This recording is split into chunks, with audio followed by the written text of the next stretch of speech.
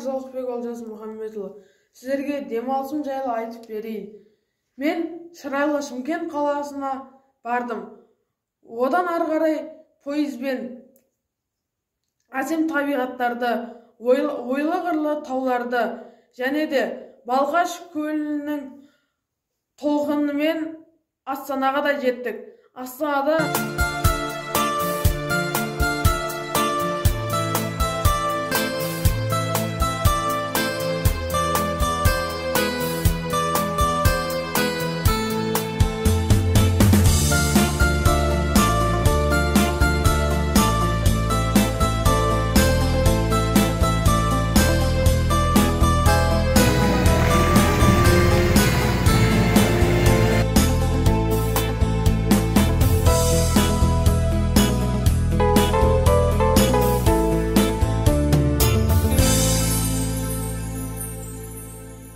Астанадағы бірінші күнім Жетісу паркінен басталды.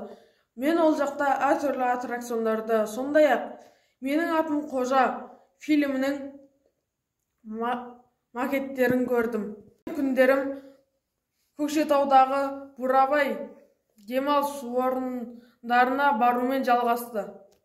Ол жетпестің керемет шыңы, жұмбақтастың әсем жерлері және де Бурабайдағы салқын суы менің өмірге деген құлшынысымды арттырды.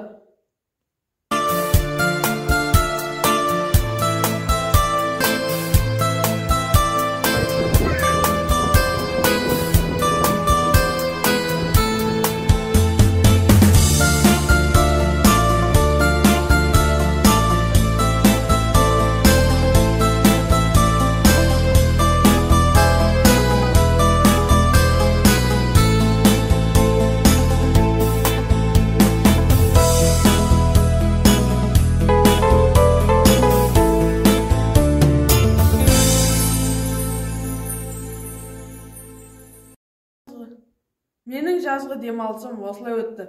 Мен өзімнің мектебімді, мұғалімдерімді және де жақын достарымды сағындым.